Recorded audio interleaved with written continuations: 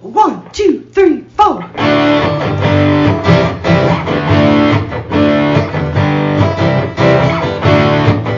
Mike and John got it going on. Mike and John got it going on. Mike and John got it going on. Mike and John got it going on.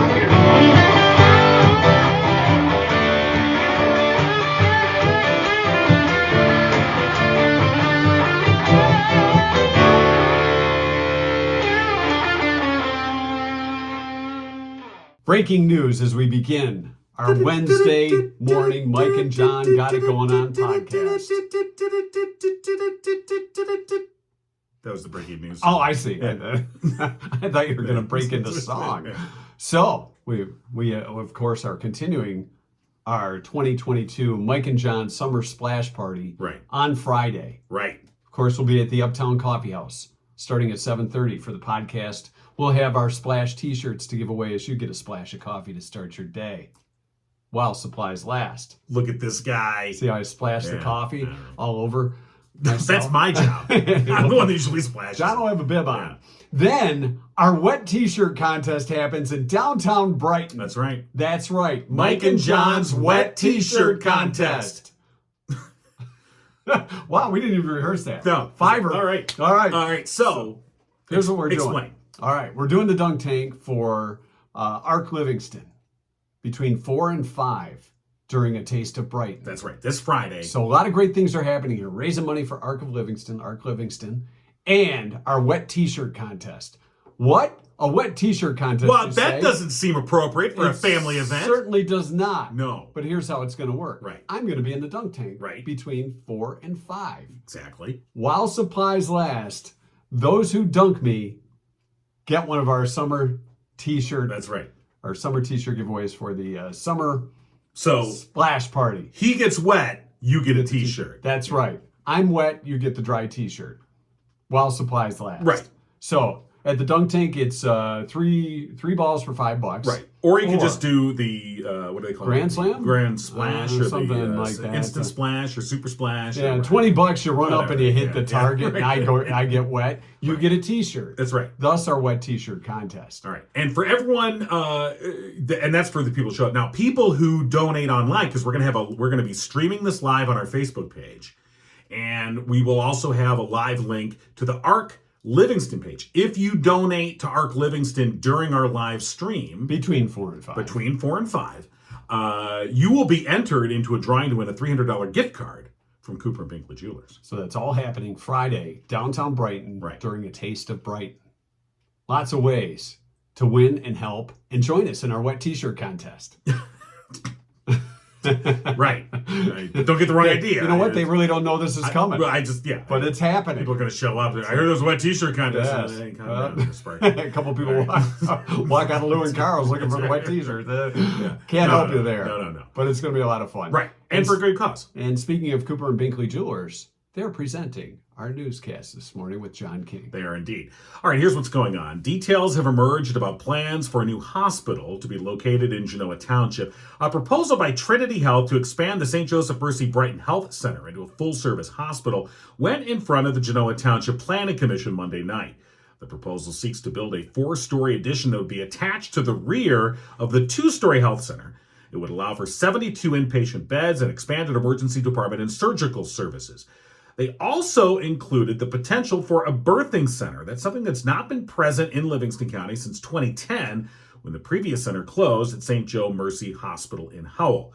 Currently, plans are to open the new hospital by 2026, at which point it would replace the facility in Howell.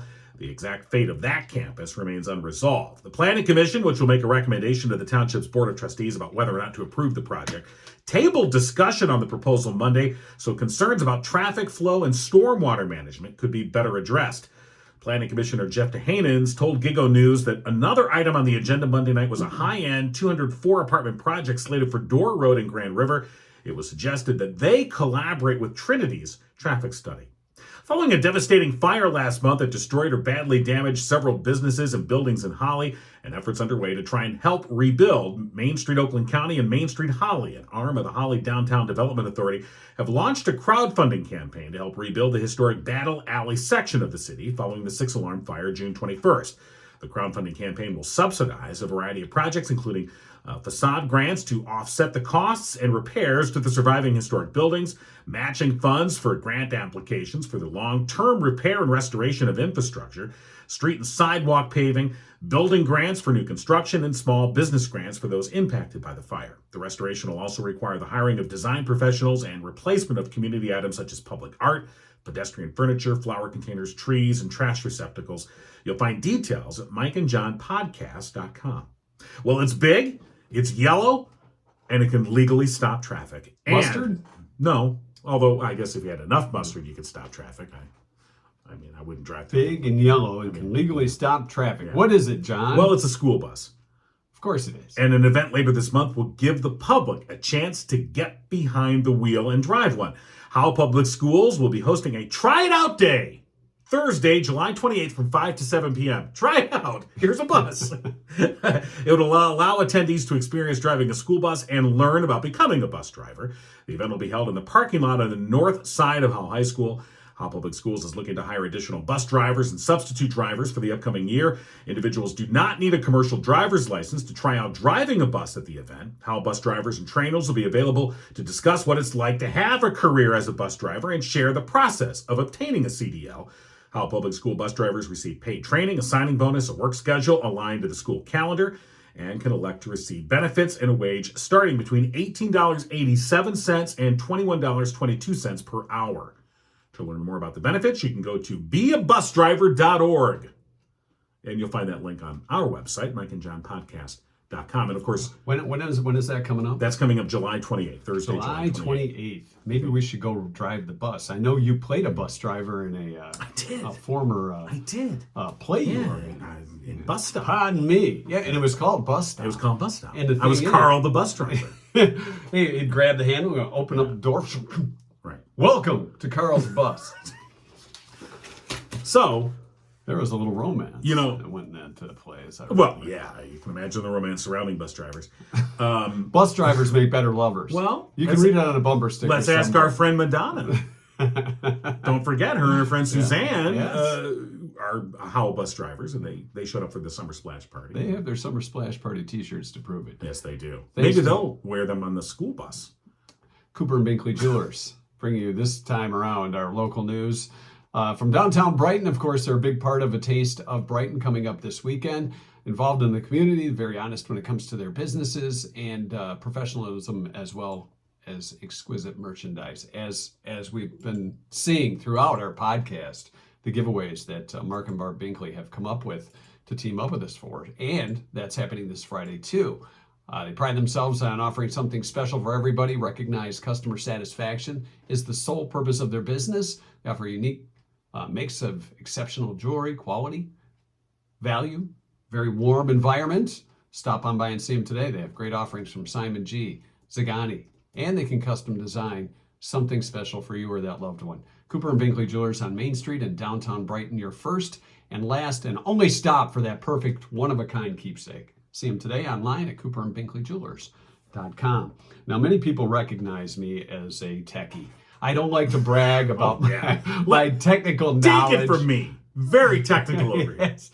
So we present today's tech moment and see if this is something for you. Okay. Car maker BMW, which John and I, big Beamer drivers. Of course, we were matching Beamers. Yes, Beamer is something from Star Trek in our book, but BMW has announced a new plan where you can subscribe to monthly subscriptions for getting your seats heated.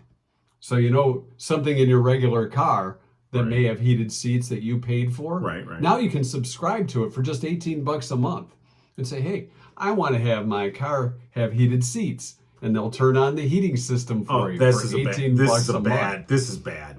This is not good. They've tried it in other markets, like Korea, and it really hasn't worked out so well, but they're thinking of bringing it to the States. So instead of just $18 a month like you're ordering cable. We subscribe to everything else. You can do a year-long subscription for an extra one. I think it's $180. Oh, is that all? 3 years for $300. Oh, is that How it? about that for heated seats? How about this? Wear I pay long enough pants. Yeah.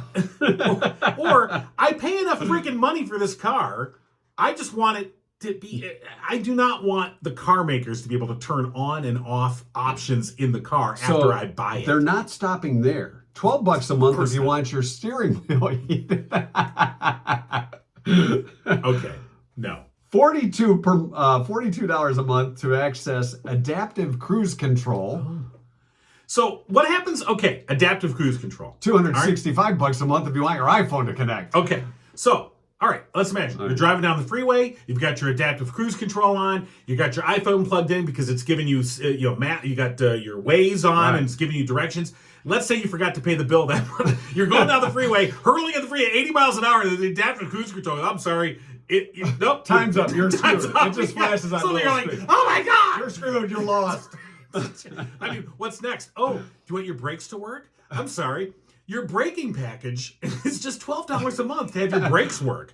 Maybe $45 a month for the windows to automatically roll down if somebody farts in the car. This sounds like a mafia racket to me. Oh, that's a nice car you have. It'd be a shame if the headlights stopped working in the middle of the night. Well, they do have automatic headlight turn-ons that will cost you extra the bucks. daylights? I hate those things. A couple extra bucks for that. So yeah, on top of that huge car payment, there's extra things you can buy per month. That's why I am trading in my Beamer. Oh, are you now? I don't have one to trade in, but if I did, I would. All right. So here's the thing about heated seats and heated steering wheels. Yeah. I think they're ridiculous.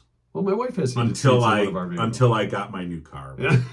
Has a heated steering wheel, and I'm like, are they leather or pleather? This is kind of nice. Yeah, my buns are nice. I like this. This is all of a sudden my ass is really hot right now, and I'm sweating. My hands are nice and warm, man. This is nice.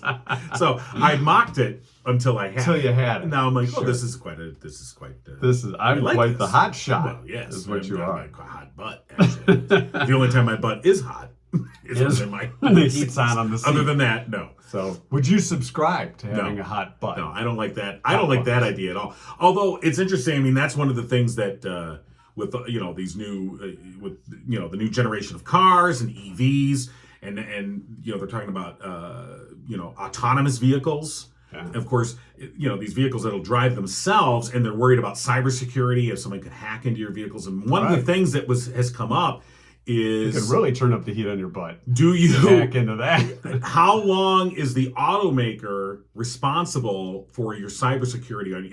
When you talk about autonomous vehicles, which are coming, I mean, they're investing hundreds of billions of dollars. It's happening.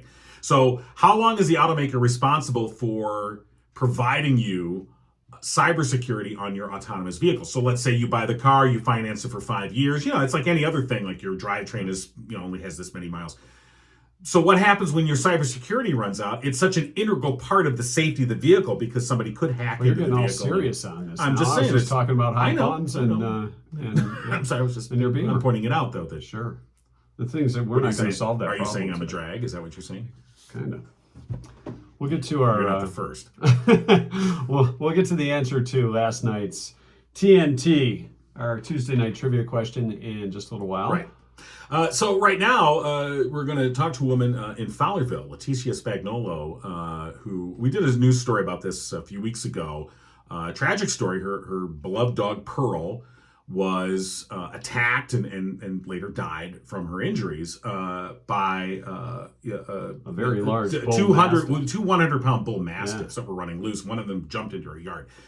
She's looking to make some changes in state law, and so we're going to talk with her about that story and what she hopes will come out of it.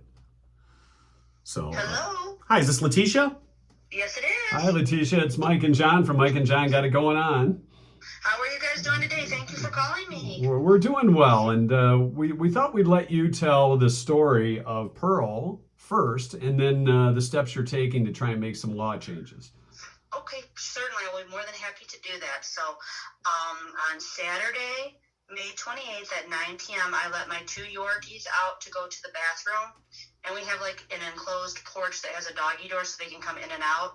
So at night, I only give them 5 minutes because there's been coyotes spotted in Fowlerville. Yeah. So at 9:05, I went out to bring them in, and the little one, Minnie, she was on the porch barking hysterically, and I'm like, boy, that's a lot of character. What's going on? So then I looked down, and there was a bull mastiff that had my dog Pearl, and Pearl only weighs 10 pounds, on the ground eating her.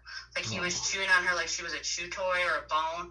So without thinking, and this is not the smartest thing I've ever done in the world, I ran down off of the porch and I grabbed the dog from behind, and he got my left pinky and tore it. Wow. But I was able to pull him off of Pearl. And then the neighbor came out, thank goodness, and she's like, you've got to let that dog out of your fence. You've got to get rid of him because he's going to get you. And I'm like, I'm going to put him on the outside of the fence, but I'm going to tie him to the fence so that he can't go do anything to anybody else. And at that point in time, Pearl was on the ground lifeless, and I thought she was dead. Right. So I went over to see her, and she actually came back. So I went, picked her up, ran into the house, and I called my sister because I needed somebody to take me to MSU with her right away. And as I'm calling my sister, I see the owner of the dog driving down the road, and he stops, and he gets out of his car, and I go out to go, tell him, don't take that dog because the police need to come and get that dog because it's dangerous. It needs to be confiscated. And he comes, he's like flicking ashes at me from his cigarette, me and the neighbor lady. And then he just comes and gets his dog, doesn't so much as say, I'm sorry or anything. And at that point in time, I had to rush Pearl to MSU. I didn't even know that I was bitten at this time because I had so much of Pearl's blood on me. It wasn't until I got to MSU and I went to go wash my hands that I found the tear on my finger. And so at that point in time, the Fowlerville police came up to Michigan State to take pictures of the wound. And I went, well, are you going to confiscate this dog? And he's like, I can't do that. It's going to be back with the owners. We don't have the ability. We have to get a court order in order to have this dog confiscated. And one of the things that I wanted to bring up that my brother brought up over the weekend, because this was Memorial Day weekend, was these people live next door to a school bus stop. Wow. And there was going to be school on Tuesday. So, and then unfortunately, Pearl, you tried all these. You tried your best as anyone of our beloved furry friends would do. We try and do what we can to save them. You did. Unfortunately, Pearl passed away a couple days later.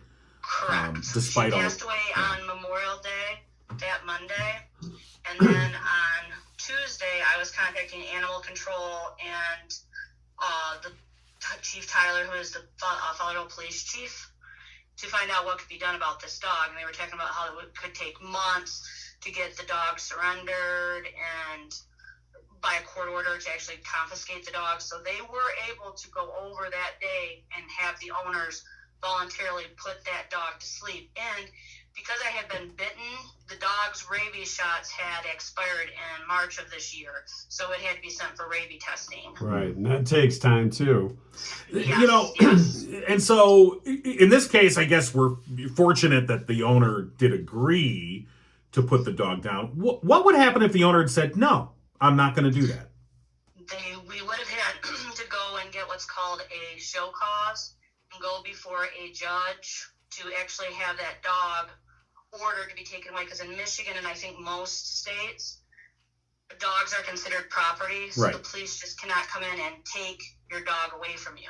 So according to Chief Tyler, he told me that if they had not agreed to it could have been 6 months or more before the dog was able to be taken in by animal control. But I guess, here's the thing that I find interesting about this situation is that, like you said, the dog is property. And so obviously we don't want the police or any government agent or representative to come in and just take your property. I mean, the right of private property is important, and nobody wants to see that violated. But in a situation in which someone's been attacked, the dog did injure you as a person. It also attacked and ultimately killed your beloved Pearl. Yes. And in a situation like that, if I attacked you, if I attacked your dog and killed it for whatever reason, they would take me away without even thinking about it. Exactly. Yeah, and so that's kind of the way that I've been kind of try and present this is that we're trying to get the ability for the police to be able to arrest dangerous dogs. Right. And you met with Bob Bizat Yes, to I discuss did. this. I met with him on this Monday, July 11th. I met with him and his chief of staff, Cindy Denby, and they're receptive to the idea. So they're going to do some research on it and see what's going on. I've also looked into it in Pennsylvania right now, is trying to update their dog laws so that they're more modernized, and the dangerous dog is part of it because, and again, I'm not any type of a lawyer, but I think that this is a problem that's not just in Michigan. This is like everywhere that dogs are considered property, and unless you can get the owner to agree to surrender them, you have to go through a court process. Right. And so there's some specific things that you were looking to have changed in the current law. Mm-hmm. Yeah, and there was two things I know that you were talking. One was about having negligent dog owner laws changed so owners are held criminally and financially liable for the damages. Correct. Because right now the only recourse that you have to get, like I have $10,000 worth of vet bills for Pearl that I'll probably never get back. And if it was put on as criminal, then the owners, it would be part of like their It'd be their liability, their right? Yeah, correct. And they would not be able to go like bankrupt on it or not pay it. It would have to, it'd be part of the actual criminal case. So those fines would actually be paid. And it's kind of like my thought is if I went and vandalized something, it would be criminal, and then my charges would have to be put on, as part of my criminal thing. So I don't understand why that's not done, because right now, as I said, I don't know what's going to happen with that. I'm probably, like I said, I'm going to be out of all that money. But I mean, I would have paid $1 million for Pearl, no questions asked. But it just seems not right to me that we weren't doing anything wrong, and we have now these huge bills, and my dog is gone. Right. Yeah. The other thing that was interesting in the course of, looking into what happened and finding out more about these dogs, you found out that this was not the first time that this dog had done something to a person.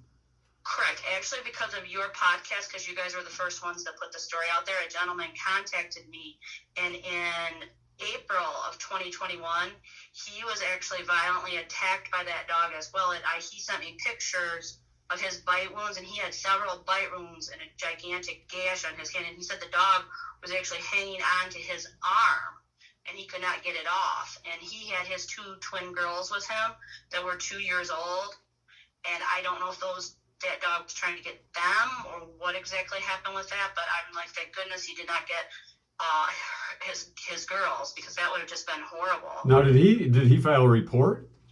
He said he did, and then nothing was done other than tickets. And I was told that night by the Fallowville police when I was at MSU that a ticket was all this person was going to get. That was before animal control actually came and said they could get a show cause to get the dog taken away. But again, you're going through all that. And then the gentleman, it's like he was never reimbursed for any of his injuries. Well, so he was out of pocket. You'd like to think, and I know this is kind of crazy, but you'd like to think that somebody who's a pet owner, a dog owner, or whether it's a dog or any other animal, if it attacks another human or another pet, that you're like, okay, this dog is not to be a pet. It needs to be put down. But obviously, this particular owner had no inclination of doing anything like that. Yeah. No, and I don't think that they would have that day. That I honestly do not think that they were expecting that animal control and the Fallowville police were going to come and actually be so insistent upon them putting this dog to sleep. Right. Because I don't think they were expecting anything more than a ticket. And this dog, in my opinion, when I saw what had happened to the gentleman that got in touch with me, I'm like, I don't know why that dog wasn't put down then. Exactly. Or at least taken into custody, so to speak, and isolated. You bring up you've written a letter explaining all this, and you bring up something I think a lot of people have forgotten about. It was 15 years ago. It was back in 2007 when 2 individuals were killed by dogs that were on the loose, right in the Fallowville area, as a matter of fact. And I asked Township, yes. And that case, I honestly, at that point in time, my sister and I were talking about this because she was actually a nurse at the hospital when this all happened. And she's like, I thought that those laws had been changed. Right. Because I know that those particular dogs, I know had been running loose multiple times. I don't know if they'd had any attacks before that, But even, running loose, if you have a dog that's continuously running loose, maybe that dog needs to be taken, impounded, and new owners found for it if you can't take care of it. We had a dog that was a rescue that used to run like crazy, and we went through dog training and ended up getting the electric fence just to keep him in the yard, because there are certain dogs that aren't as controllable as others. So, but that's on the pet owner. You got to take responsibility if you want to have these types of pets. So, this particular gentleman, he certainly didn't want to own up to what his responsibilities were as just being a good neighbor. Nope, not at all. And these dogs, they have been an issue because he had 3 of them, and at one point in time, they actually, I want to say, were breeding dogs there because we'd seen a lot of puppies there. Yeah. So I don't know exactly what was going on with that, but he had 3 dogs. He still has 2 dogs, and they're still living next to the school bus stop. Right.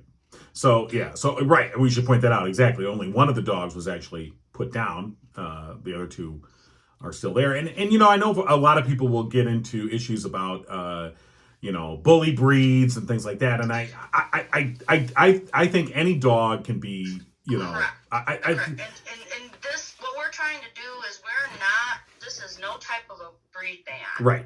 This is going to cover if you have a Chihuahua, because I've had little. I have a Chihuahua. Yeah, a Chihuahua or a Great Dane. It is not. As I said, we are not. It applies to everybody, because I just want to make sure that everyone understands that, because I'm like, I hold the owners accountable for what happens with the dogs. I don't blame the dogs. Absolutely. These are they're animals. Exactly. And the fact that they're property, I mean, I guess I look at the law like this, and I'm no legal scholar, but it would seem like, okay, if you're going to say that the pet is property, which you're right, that's what they're considered. If it's my property, I have to be responsible for it. Exactly. I cannot just be like, well, it's my property. I have all these rights, but I have 0 responsibility? No. Right. Exactly, and that's a very good point, John, because it's like everybody has rights, but they don't have the responsibilities. Did you get any timeline from Bob Bazat on when things may move forward, or if things are going to move forward? They're going to start looking at it right now, as I'm sure you guys know, that it's a lame duck session because the election's coming up in November. So hopefully, he said that they were going to look into it. He did not give me a specific time frame. He just let me know that because of the election and everything, there's only like 2 weeks that they're actually going to be doing any work. as we all know, it's election time. So, but they did say they were going to look into it, and I will continue to follow up with them, because I'm not going to just, I'm not going to go away. Yeah, the thing about lame duck sessions is you're right. In one sense, kind of the legislative process kind of grinds to a halt. But I think with a bill like this, I would like to think that you would see some sort of unanimous idea that, this is a good idea. Maybe we should do this. Maybe in an odd way, this is something that could sneak through in a lame duck session. And I'm hoping, I'm going to keep my fingers crossed on that, because the one thing that I told them is that they were going to look at what other states have done. And I know, as I said, Pennsylvania, I had found an article about Pennsylvania changing their dog laws. As we speak, they have a bill that's in there, especially addressing dangerous dogs. Okay. I said, maybe Michigan could be the first. Maybe we don't have to look and see what other states have done. Maybe Michigan can just be the first one that does something, and then other states can follow us. Right. I guess in this era of, highly partisan, divided, vitriol in our politics, it'd be nice to see if some lawmakers could stand up and say, you know what, we're going to get this done because this is common sense and this benefits everybody. Shut up, Mike. You said common sense. I know. And I would hope to see that somebody could just get this done. It would be so nice if they could just do that. And I know that there is just so much divisiveness out there right now with everything. And I would hope, like you said, that people can just see that this is common sense. I'm not, trying to take away anybody's rights to own dog. I just want people to be responsible, so that this doesn't happen to anybody again.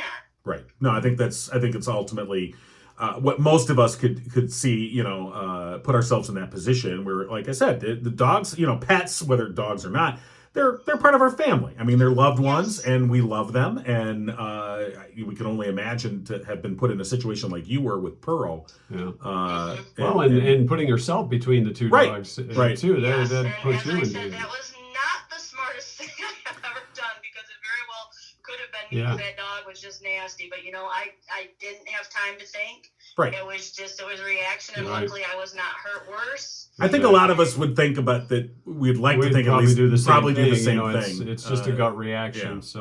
But keep us posted on the progress on this. And I just want to say thank you guys so much, because you were the first ones that took my petition and got it out there, and that got people contacting me.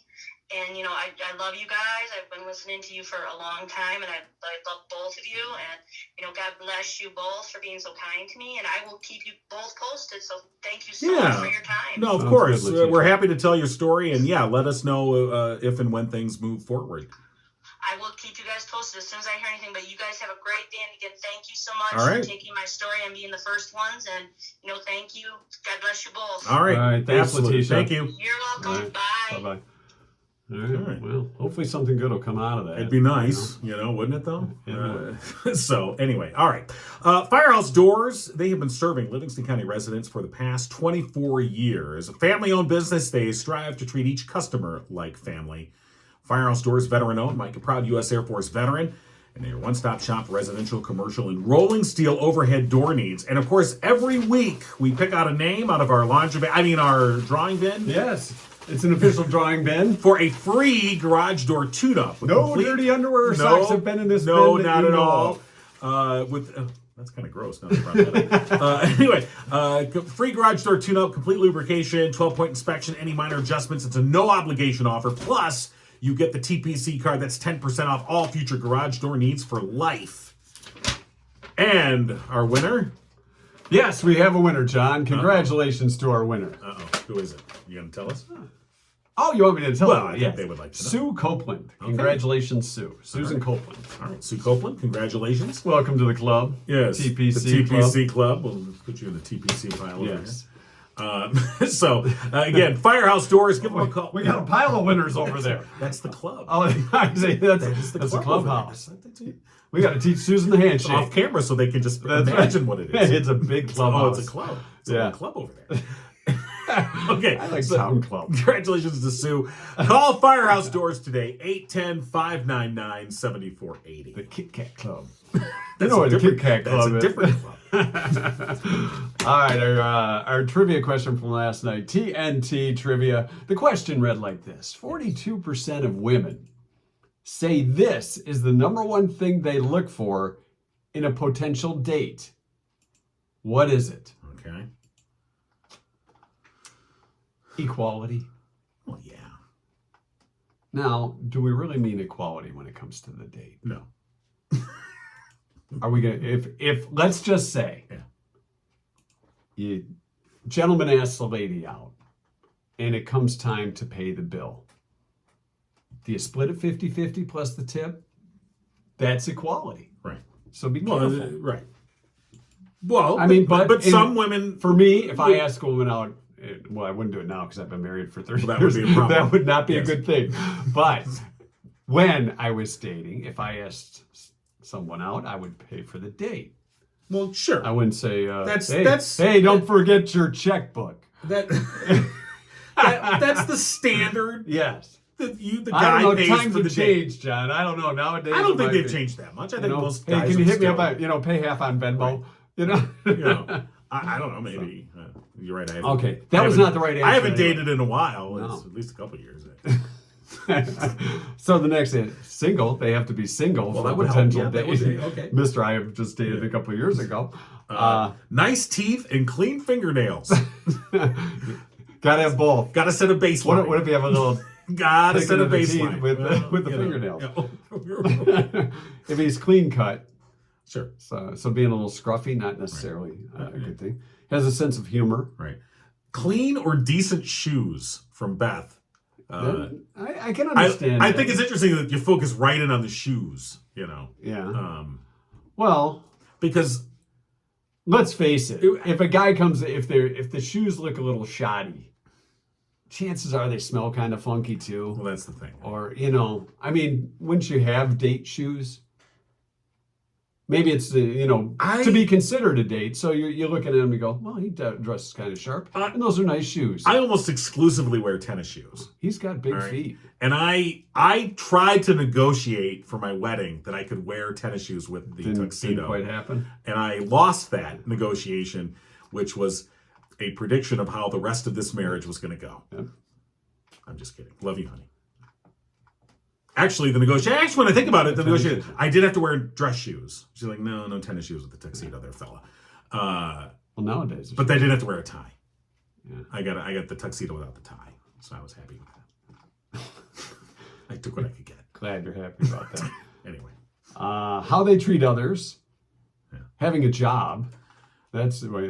Our good friend job. Brandon, who usually chimes in with some inappropriate answer, says, "I'm scared to say." That's a good thing, Brandon. Thank you. We're glad. Be scared. Sue Ellen says manners. Sure. Good sense of humor. Right. Not a homebody.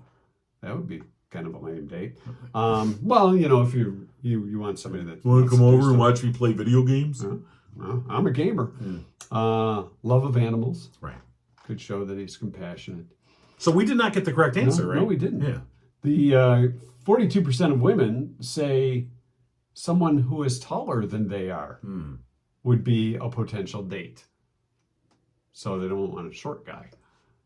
Or they want vertically challenged. Or they could be or they could be the same height, but they want somebody a little taller. Tall guys. Yeah. Yeah. So we're pretty tall. As you can see, 5'7" I'm much taller than John. Yeah, that's true. Look how much taller you are. You're at least a foot taller than me in that drawing. So, but which brings up something, by the way, as well. Yes. Yesterday I had said that our listener in Madrid had said we needed a new poster. Yeah. And I was like, oh, okay. So we changed out. You took Rocky home. That had been up for a while. He's in my car still. If you want, is he? I carry Rock with me wherever I go. Hey, I forgot to take it out of the car. So if you want me to bring it back, there's a first date icebreaker. Yeah, I got a poster of Rocky with me. Where are you going? Anyway, so we come to find out, and I thought Michael, one of our listeners, was the guy from Madrid. And it's not. And Michael goes, because I said something on the podcast about him, and then he sent a message. He goes, "Why do you think I'm from Madrid?" I'm like, "Aren't you the guy from Madrid?" He's like, "No." And then you reminded me it was actually different. Kushner. I think it was a different Michael. It's Kushner. Yeah. Mary's son. Mary's son. Right. Yeah. He's the one that's in Madrid. Yeah. So, he's from the area, and he listens in Madrid. And I got our Madrid So where's Michael from? Around here. Around here. Livingston County. I don't know. He might be from Spain, John. So, well, that's Madrid. And as we also learned at our splash party, we have a listener in Chile.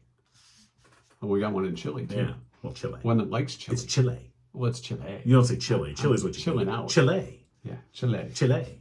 I'm from Chile. There's lots of Chilean. So this is an international podcast. It really is. Yeah. We've gone international. Yeah. So people in we've Chile want to know about Livingston County. We have Europe. First of all, we have North America.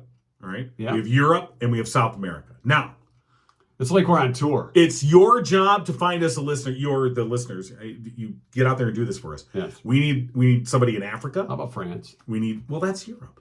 Oh, I'm talking continents. Oh, you want? Oh, now you're going continental. I'm just going continental. Okay, so we're global. Okay. So we've got South America covered with Chile. With Chile. We've got North America because that's where we're at. And we are? Yeah. Okay. Yeah. What about South America?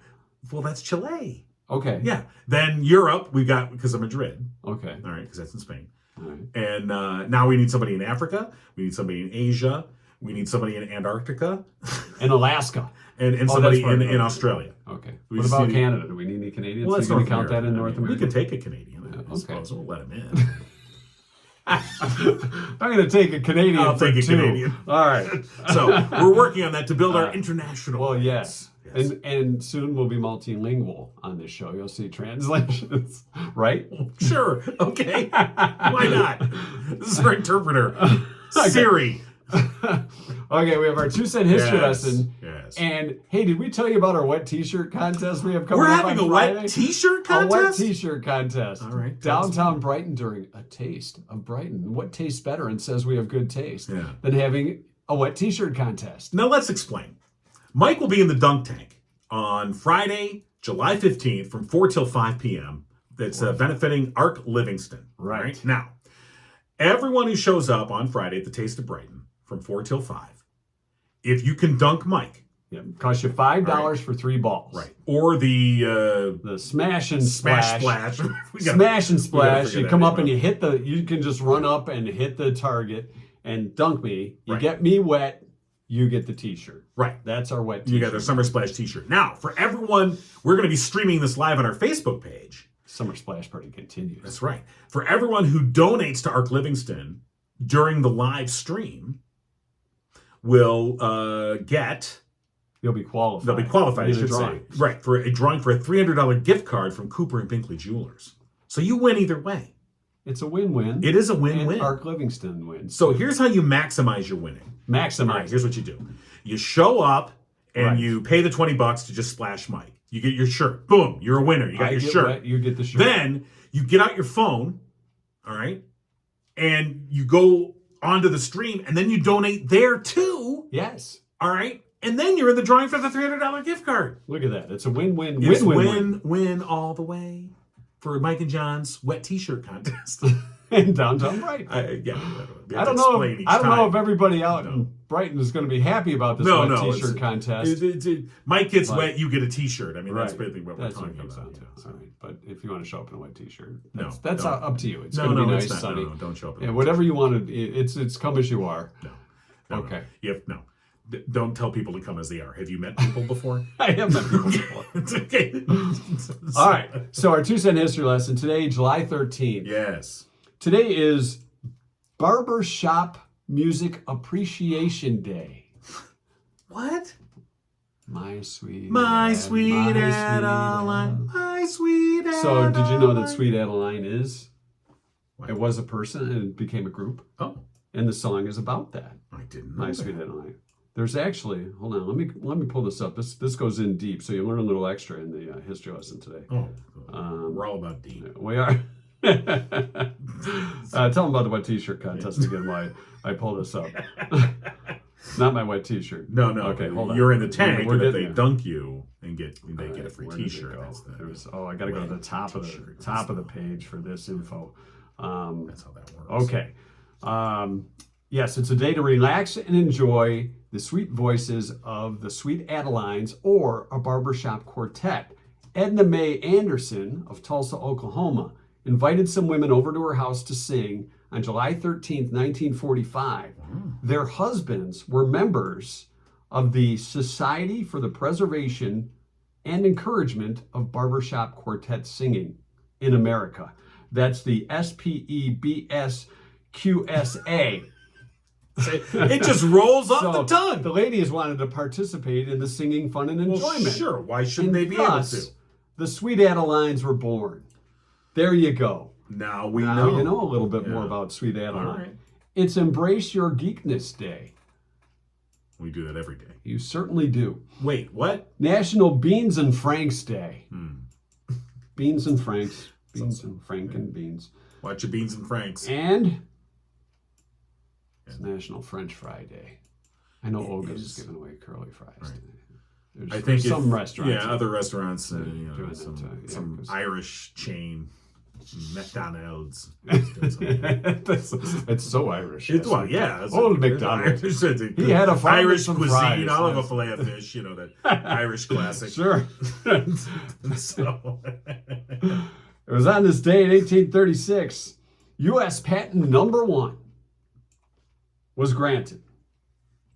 It's for locomotive wheels. oh, Locomotive wheels. That was patent number 1. wait, However, wait a minute. Wasn't that a Jethro Tull album? locomotive wheels. No, that was locomotive breath. Oh, I'm sorry. You got train Got breath. it. I'm sorry. So it was, however, it was just number 1, but there were like 9,957 unnumbered patents issued before that. Oh, They finally decided, okay, we're going maybe to start numbering these. We need to number these. Yeah, so the ones beforehand, They're I in got a some patent box for that. back there. And it's you some, gotta and you have thumb through the And you papers. can imagine at some point somebody like, hey, maybe we should number these. That's a good idea. Did that one have a number on it? We got to look that up. Right. Horace Greeley, in 1865, advised his New York Tribune readers, go west, young man. Get the hell out of the Big Apple. Beat that away. Are you sure? Yeah, that's west. Okay, That's compass on. north. That I don't know. We're in a basement with no I know, windows. but so I don't think know. I know that's what's happening. It was on this day in 1922. High heel shoes were introduced. Oh, And the guys look great wearing them. well, yeah. I don't know. You know what? Something tells me, and I don't know, but something tells me that high heels were made for men to begin with.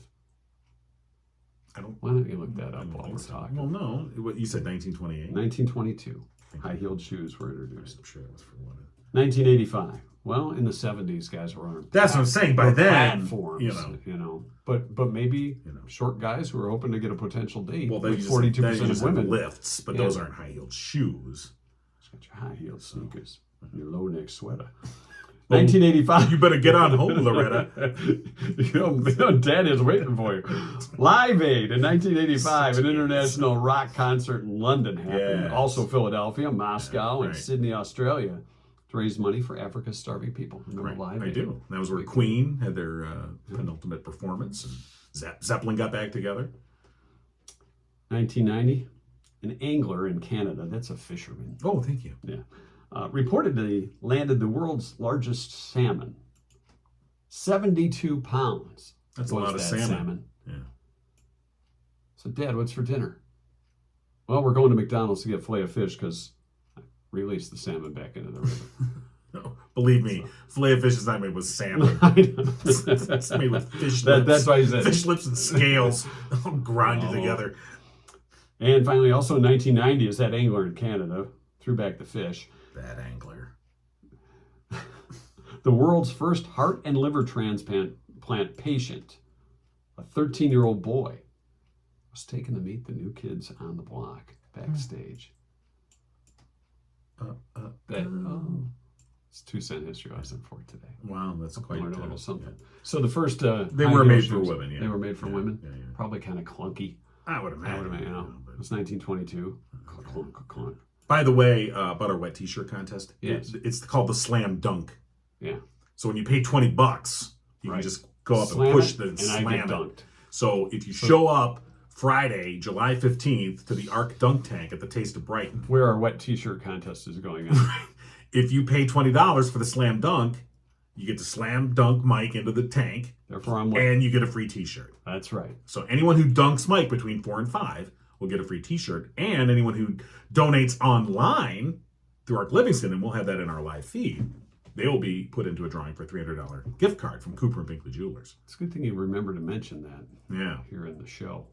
Hey, did you tell them about our wet These, by the way, are limited edition Mike and John Summer Splash Party T-shirts. While supplies last. Yes. So we might also have a dunking. few. We might also have a few of us with us on Friday morning. If one of us remembers to bring them to Uptown Coffee, we're going to be at Uptown Coffee House in downtown Howell around 7:30 ish. We'll get things underway. Stop on by. Go sleep in. It'll be our splash of coffee, as you so wittily brilliantly. Yes, put it. I'm sorry, Yes, brilliantly. kind of Oh, it's better than wittily. Wittily. You're right, brilliantly. Hey, before we wrap up the show, I think we ought to go for a blast from the past. Well, we're going to do that in the. We're going to do that as the. Are we doing that post show? Yeah, that's post show. Oh, it's that's post-show. exclusive post show. I'm sorry. So for the people that are listening podcast wise, you have to now go back, find the YouTube or the Facebook video to see this special. Yeah. Now, post show.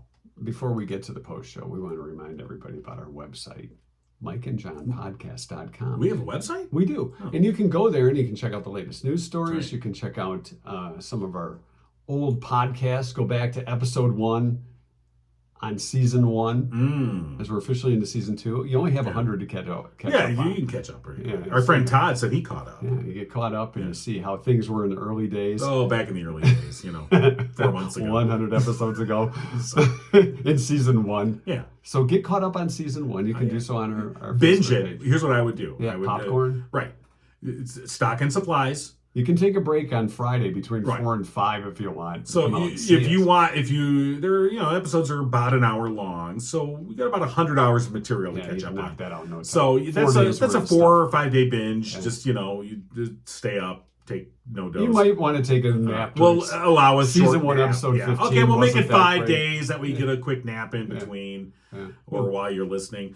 And rate the episodes and email us, mikeandjohnforthewin@gmail.com. Sure. Let us know your favorite. Absolutely. All right. So again, the website, mikeandjohnpodcast.com. Very good. It's hard to remember, but plant that in there. What do you mean that's hard? It's Mike easy. and Mike the words, and John, Jon. Andy. Not Andy. Now you're making it hard. MikeandJohnPodcast.com. Right. Jon. No H. Smooth. No H. No H in the. See, We're how easy it is? H-free. Okay. Saving on printing. Mike and John got it going on.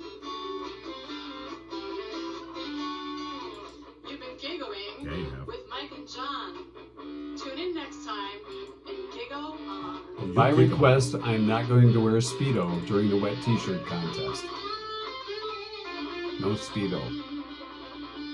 Thong, no. Probably not. All right, we're post show. All right, here we are, post Okay, show. post show now. This is where, you got to walk around a little bit during the post show. Oh, this is. Okay, hey, we're back for the post show. It's like an encore. Right now we're back. Oh, it's an encore. The pretend where you go off stage and you wait for. It's like clap for okay. me some more. Clap for me, then maybe I'll come back. Oh, we what all song know should we you're do? coming back. We knew what song we were going to do All right. anyway, So blast from the past. Yeah. We have mentioned, previous station that we used to work at. No, not that one. Even one before that. way back. Way back in the mid '90s, we worked at a station in Monroe called Tower 98, and We used to have a 7-Eleven network. now earlier this week on 7-Eleven Day, we called the local 7-Eleven. We talked to Brenda, I think her name was. Yeah, that was 2 days Maybe ago. she'll become part of our new 7-Eleven network. But back in the day, we called 7-Elevens all across the country. We had one in San Francisco. I think there was one in Virginia. I One wanna in say. Toledo. Yeah, one in Toledo. Yeah, a lot of them that wherever something was happening, Right. we could find a 7-Eleven nearby or a Circle K. Right. And we could talk to an attendant there because Right. we knew they would be Right. open 24 Right. hours. So we had this 7-Eleven network, and some became a part of the show just because they were unique. Right. And one particular guy, It was Eric. it was Eric. I Eric was- didn't know if yeah. we were going to talk to Eric, go with Eric today. All right, I want to maximize. Eric was a poet. Oh God, yes, he was. And he wrote poems when nobody was in the store. Right. For 7-Eleven. Okay. All right, what are you doing? Smooth, man, smooth. You need a longer cord. I've been told that. Yes. Okay. All right. See. This is very disruptive. Smooth. I'm sorry. I feel like we got to scrunch down now. This was all going real smooth. I'm so sorry. you're Oh, I why want to didn't you make sure just that do they that, can man? hear. Okay. No, that one's just for the podcast. The Okay. podcast is This over. is the post.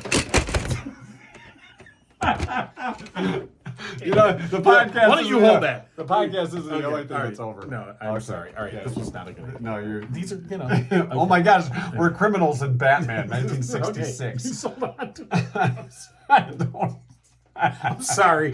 I thought I was doing something. And You're really celebrating Bring Out Your Inner Yeah. Geekness Day. I'm sorry. I just really don't doing wanna- a great Okay. job. All right. So anyway, Eric the poet, I believe he was in San Francisco, wasn't he? I think so. Yeah. He had a great and we love of because art. calling around, he said, "Oh, I'm a poet," and we said, "Oh, I already explained this while you were knocking the camera over. Yeah, Eric. Just the play poet. it, is what yeah, you're saying? Just play it. People, Okay. this is fun. because we said so." Yeah, now play it. Last week, we were talking with Eric the poet. He was going to write a poem about his new Woody, and I thought we'd check in with him this morning and see if we can get a version of that. Of course, Eric was supposed to write a poem about the Avalanche and the Red Wings, but that kind of went by the wayside after the big loss. You sound weird. I was a lot younger back Oh, then. Woody, the car. Woody. 0711. Hi, is this Eric? Yeah. Eric, Mike and JJ at Tower 98. Last time we talked, you were going to write that poem about your wood. I was JJ back then. And I did. Oh, yeah, you did. And you lay it on us? No, I've got it out in my car. I put it in my car. Oh, you got the poem about the Woody and your Woody. Yeah. You are not with your Woody right now? No. Oh, my gosh. So childish. Maybe 15 feet. Okay. You got a 15-foot Woody? Yeah. I don't need things today, you know. Sure, Eric. Yeah. You're not a fisherman, are you, Eric? Oh, yes. I fished the last 2 days. No wonder. We want to hear the Woody one. Yeah. No, homage to the car. That's the name of it. Okay. Homage to the Woody. The auto